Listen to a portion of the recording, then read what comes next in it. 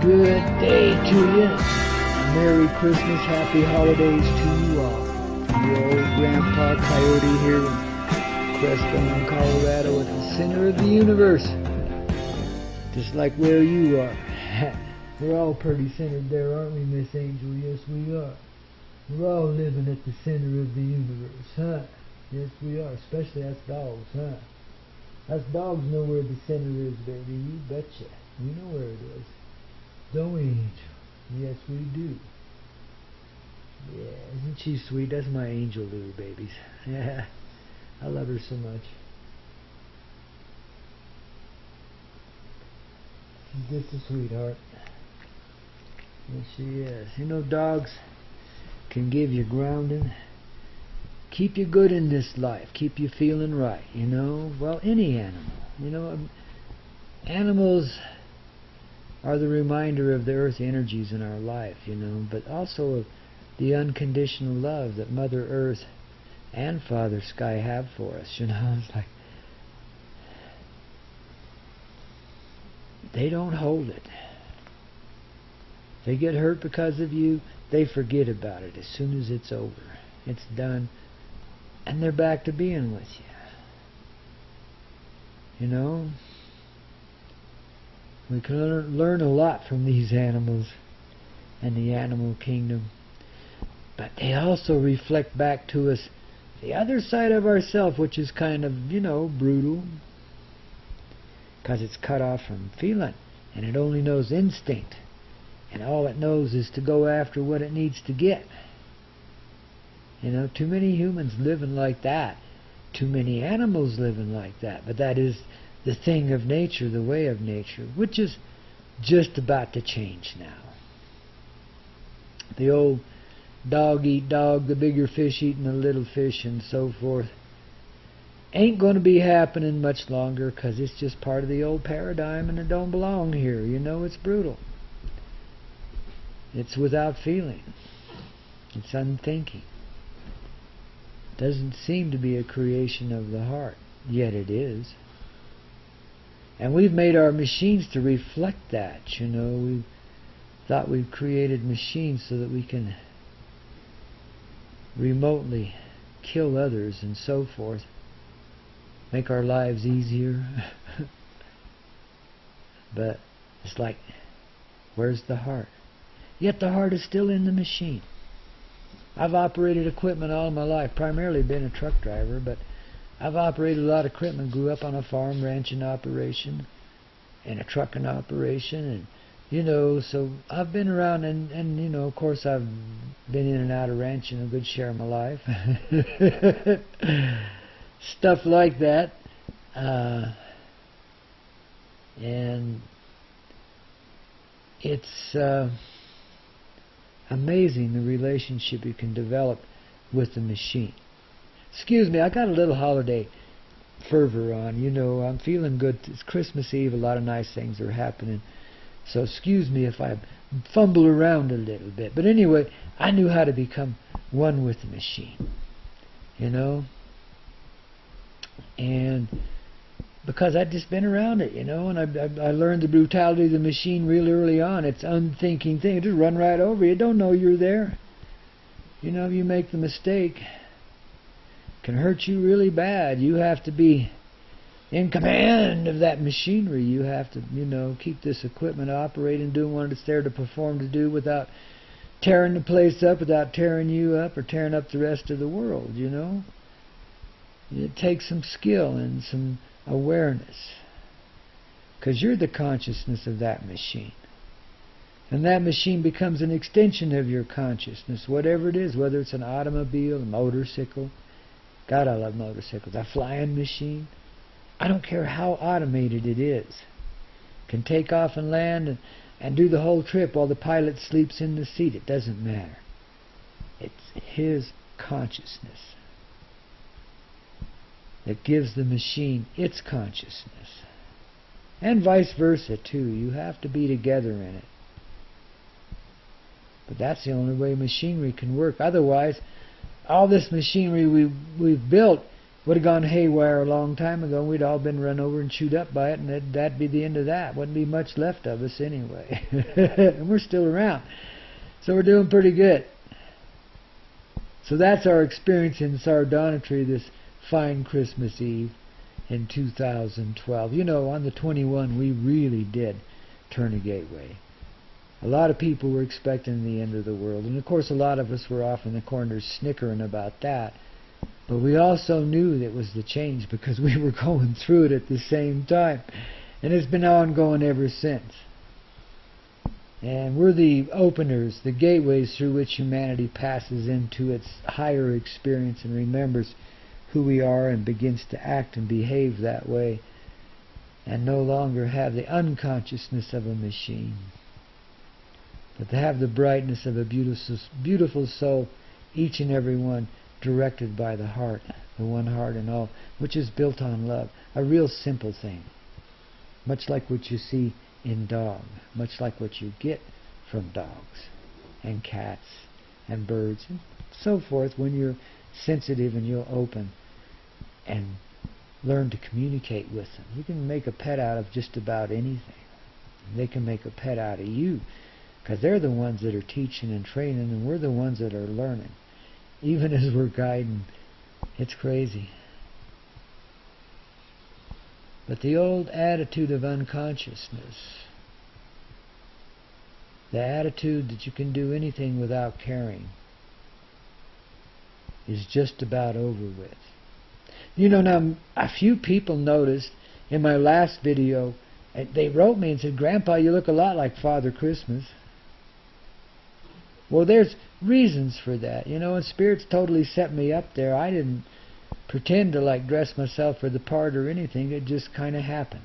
Just like now it's kind of happening, you know. I just happened to be in one place one time doing it this way. But yeah, it made me realize that in a way I am Father Christmas.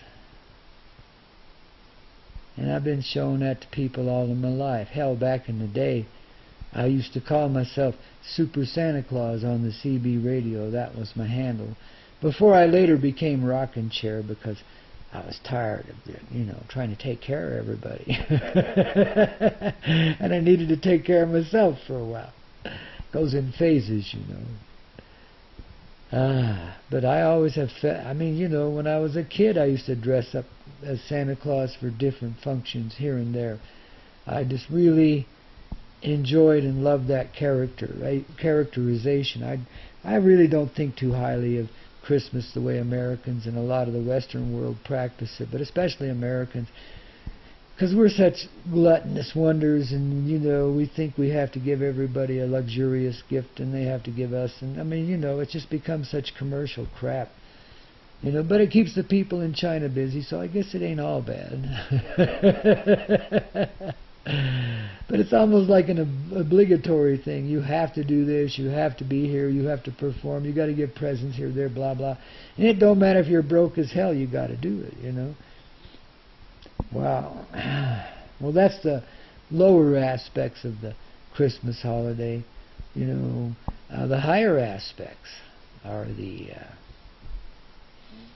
poetic love that seems to arise that time of year. And you know, a lot of people have questioned Santa Claus, this little guy in the red suit with the white beard who runs them around in a sleigh pulled by a reindeer. You know, a lot of people have questioned that legend and the legend of Father Christmas and the others that go with it. So I'm going to tell you a little tale about its origins, and you figure it out for yourselves, what's real and what's imagined. But, you know, we're time travelers. All of us in this experience. We don't stay stuck in time in the way it seems we do. And in the future we've realized that capability, and we've come into the past to correct some inequities we built into our system. And part of that goes way back to the beginning of time, where we've renegotiated even that. You know, we've undone a lot of things that have been done before, which is why we're living in a little simpler and easier times right here in 2012. You know, there's been a lot of work done along the timeline to alter things You really have to be careful, but ever so slightly, so that the outcome is ever so profoundly different.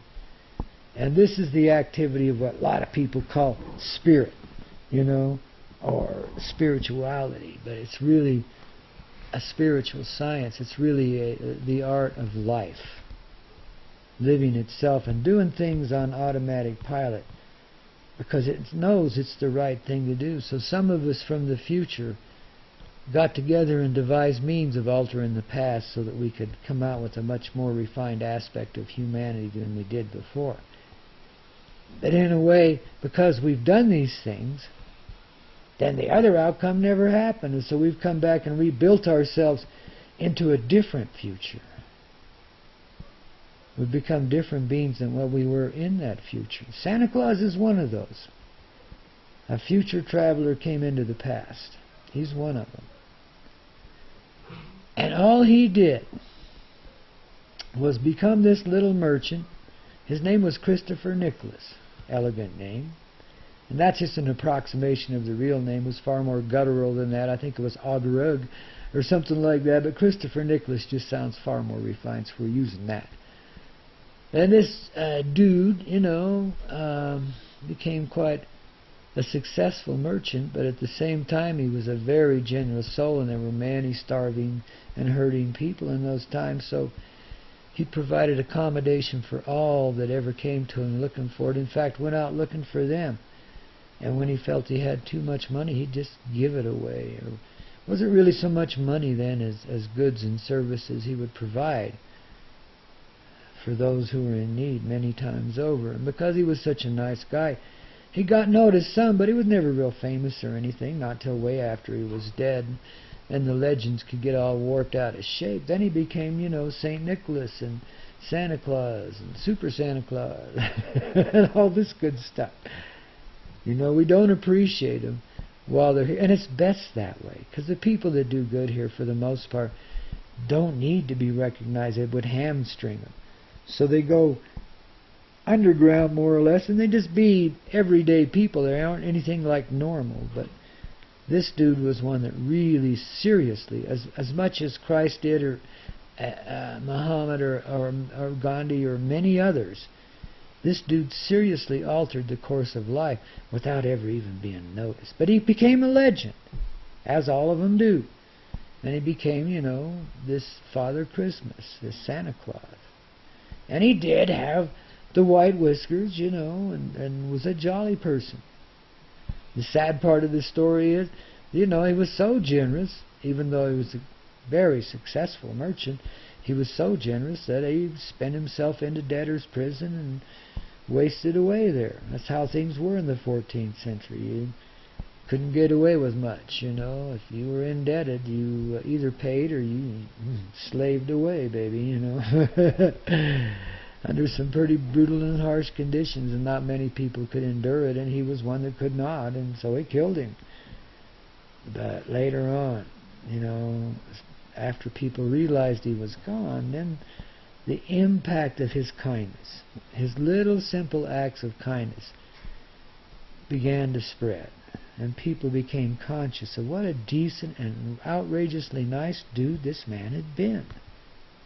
And how foolish they ever were to let him die away in debtor's prison when there were those amongst those he'd helped who'd become quite successful and could have bailed him out, but just were unawares of the situation because he wasn't the kind of dude that would go asking for help from anybody. Little too proud, little too kind. Could feed and cure the desperation in others, but never cure it in himself. This is your Santa Claus. That's also your Jesus Christ and many others throughout the course of history. And the story of Christopher Nicholas is in a lot of ways just like the one of Jesus Christ. He wasn't so recognized in his time as you might think he was. And what he practiced was far different. That's what's been told in today's stories from the Bible and so forth. But just like Christopher Nicholas, he was a decent dude that only wanted to do right by humanity. So in that way, him and Christopher Nicholas are the same person, and that makes Santa Claus the same person as Jesus. Goes round in a circle, see? It all comes back. Well, these dudes have gotten together and, they've plotted up a little scheme, and they've been messing with time again. And, they're helping us finish up one aspect of our history here in a fast hurry. Because, the earth can only endure so much brutality before she is going to totally cleanse herself, and we're going to shake and bake. So before that happens, here on this Christmas Eve, because there was such a turn, a shift in energy on the 21st of this year, this December of this year, and many people in their hearts have accepted a far kinder stance than they ever would have before, and they're beginning to realize something about themselves they didn't know before. Just like I never knew I was really Santa Claus, even though I told everybody I was for all my life. As a joke, of course. And of course I'm not really Santa Claus, but I am. Because tonight, I'm part of a movement that begins with the falling of the sun on this evening. Now it might be the 25th where you are already. Well, so be it. But as the sun goes down, the life rises up. Because it's the day of freedom.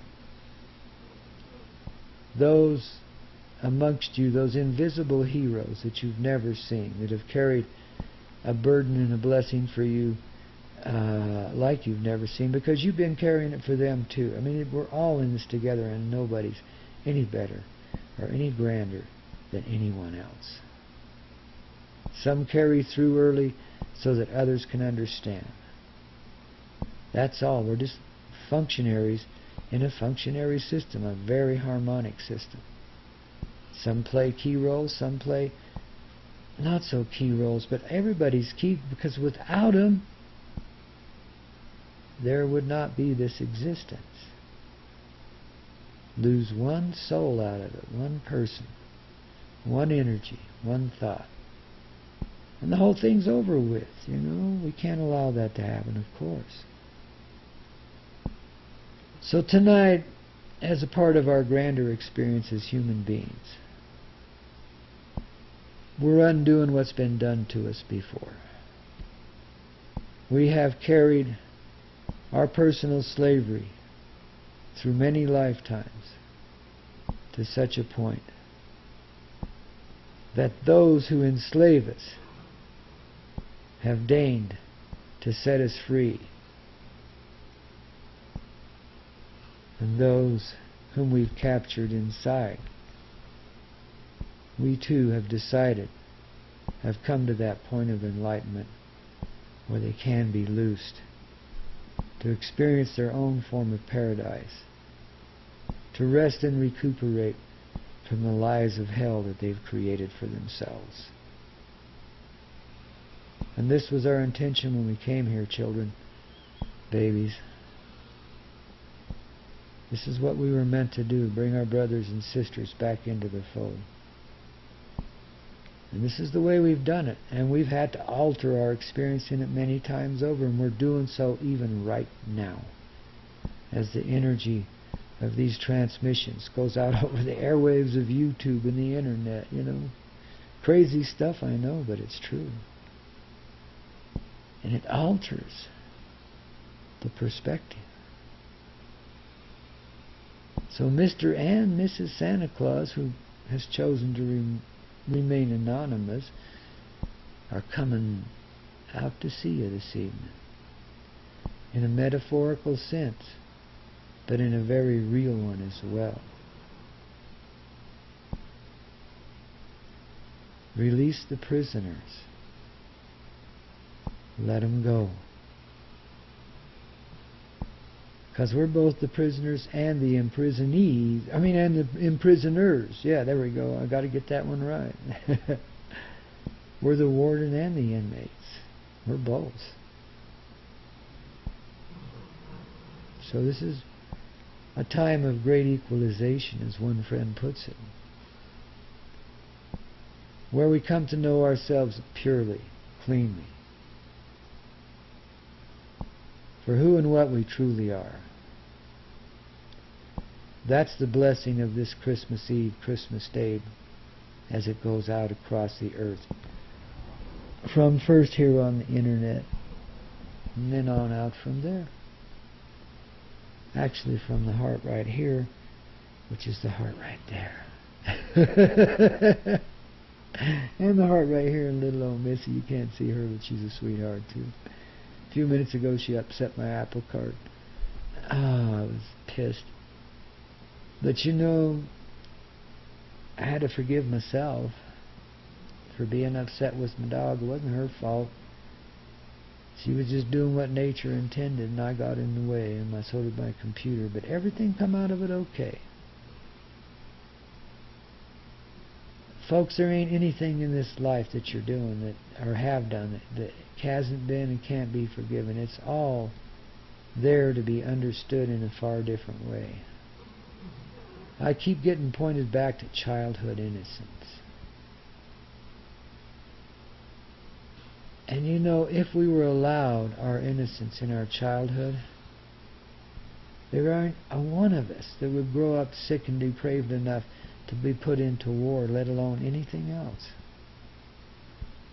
We'd just be so caring, understanding, and loving that we couldn't do these kind of things. We couldn't conduct warfare. Not in our homes, not in some foreign nation, not anywhere. We just couldn't do it. You see, so this is a far grander shift in the paradigm than what it seemed to be so far. We really are coming to respect and know and love ourselves. As you see this darkness arising out of you this evening, if you happen to be conscious when it goes on, just bless it. Don't be so horrified. You've known it was there all the time. And in the long run, it really hasn't hurt you. And it's something you can bless. But you'll come to understand that as the process goes on, so you can release it. So from this earth tonight, the greatest gathering we've seen in a long time. As the children of the light, known as the serpent beings, the reptilian, go home to their paradise, to remember their grandeur and not their ugliness, to remember their fullness and not their aloneness, to remember their warmth and not their coldness, to be who they are, in other words. And this will change the entire dynamic that we live under here, in this third dimensional reality, as we call it. It's a pretty large step, but it's a very soft one too. And the meaning of it is your memories are going to be really different. And you're not going to remember so much harshness and cruelty here. But you will remember the courage and valor of those people of the sweet heart, who through pain came through some of the worst things imaginable, so that all human beings and all the reptilian beings could heal, become whole again. Remember the experience of oneness, the God inside each and every person and being that lives, the creative one source, great spirit in all, walking, talking, the great goddess.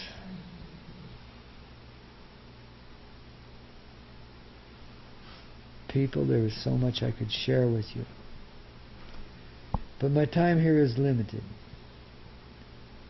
So I leave you with these clues and these remembrances as they come forward through you.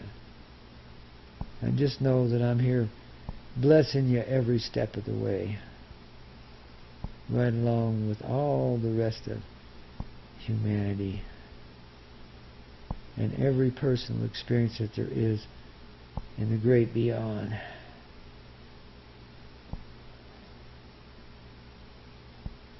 We're all in this together now. We've known it for a long time, but we've felt this sense of division. But only time could erase that, so we help time do it. And it's about time, wouldn't you say? You know, human decency isn't such an inconceivable concept. It can be done. It is being done.